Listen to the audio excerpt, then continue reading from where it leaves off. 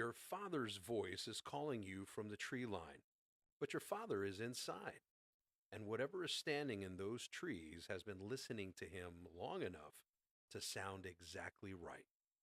The mountains have a name for what does this, several names actually, and every single one of them comes with the same rule: don't answer.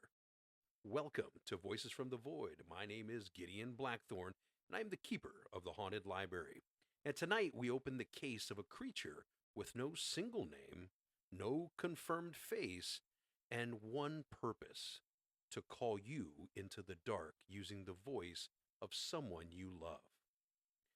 Now join the others who've already found their way to the Haunted Library. Hit follow so you'll never miss what comes next.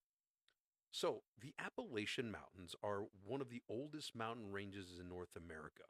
Some formations date back 480 million years, long before there were roads, long before there were names for things. Something was already living there. The indigenous nations who called these mountains home did not speak lightly about what lived in the deep forest. The Cherokee had rules, not stories, but rules. Don't run in the woods. Don't call out. And if something calls your name from a direction it should not be coming from, you didn't hear it. Those weren't superstitions passed down for entertainment, they were survival instructions. When European settlers arrived in the 1700s, they brought their own folklore with them: tales of the Fae, of creatures that lured travelers off roads using the voices of wives and their children. And when those settlers pushed into the Appalachian hollows and mountain gaps, they found those warnings already waiting for them. Now, different languages, different names, same rule. By the 1930s, when the U.S. government's Federal Writers Project sent researchers into Appalachian communities to document folklore before it vanished, they found something consistent across isolated mountain counties, across family lines, and across generations. People were telling the same story: a voice from the woods, a familiar voice, a voice that was almost right. And the researchers noted it not as a legend, they noted it as a fact of rural life. Now, here's where the folklore tells us how about these things operate. It does not chase, it does not come to you, but it waits. Those who study this tradition describe a creature, call it what you will, that is a patient hunter. It observes, it listens, and it learns the voices of the people you know: your mother, your husband, your child. And then it waits until you are alone, until you are in the trees, until you are just far enough from the house that the voice behind you sounds exactly like someone who would know where you are. There is one detail every account shares: the voice is never quite far enough away. It comes from the wrong distance, from the wrong side of the hill, from behind you when you knew that person was ahead. Now, mountain families pass down a test. If a voice calls to you from the woods and you are unsure, call back a question only that person could answer.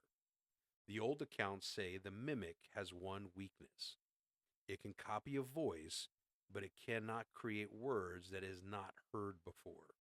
It will call your name. It will say, "Come here." It will make the sounds of distress, but it cannot answer a question. If it only can repeat what it knows and you give it more words, you have added to its library. The old mountain rule is not just don't go towards it, the rule is do not speak to it at all, because every word you give it is a word it can use against the next person. The traditions across Appalachia give this thing different names depending on who you ask. In some communities, it is simply called the caller. In others, a lura spirit. Some families have no name for it at all, only the rule. Now, the Wendigo of Algonquin tradition, documented by researchers and recorded in academic literature, carries the same characteristics. It also does not chase you, it calls. It uses human voices, screams, the sound of loved ones to draw prey towards it. This is not a coincidence when two distinct cultural traditions, separated by hundreds of miles and hundreds of years, arrive at the same warning and the same behavior. That is not folklore, that is documentation. And in the modern era, accounts have not slowed, they have multiplied. Hikers in remote Appalachian trails report hearing their own names spoken from directions where no one should be standing. Park rangers in the region have described hearing children's voices on empty trails at night, voices echoing out of places children could not be. A couple camping in the primitive site in the Appalachian backcountry reported being surrounded by sounds they could not identify, movement in the dark, something circling their camp, and then directly behind the woman's head, her own voice. Not similar, not close, her voice, saying her own words back to her. They left that same day they arrived, and they did not go back. The folklore does not just warn you against going towards the voice, it warns you that the mimic can change form, that it does not only steal voices. Now, these accounts from the mountain hollows, from the old WPA interviews, from the modern testimony of people who had no reason to know each other, describe a second stage. If the voice does not bring you close enough, the shape changes.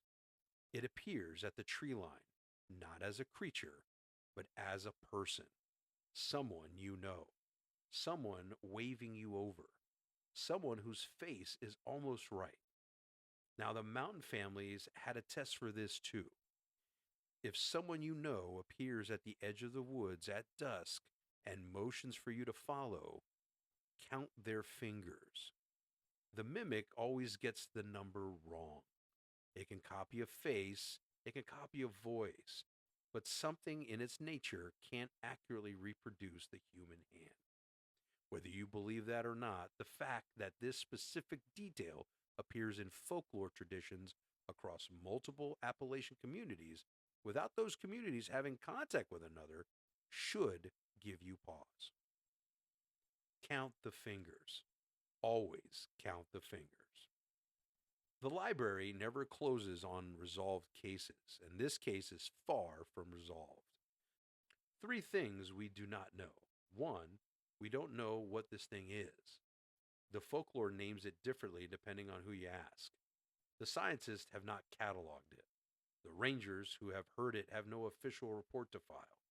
It lives in the space between what can be proven and what can be unseen. Two, we do not know how it learns. The tradition says it watches, it listens, it collects voices over time, the way a library collects books, which raises a question no one has answered. If it's out there and if it's learning every time someone calls back, how many voices is it carrying by now? How many names does it know? And three, we don't know if the rule works. The people who followed the rule and walked away, well, they're the ones who told the stories. The ones who answered never came back to confirm whether the rule was wrong. Now, if you're new to the library, please follow. A new story opens every night. And thank you for wandering the library with me tonight. Until next time, may your nights be a little spookier and your bookshelves a little more mysterious.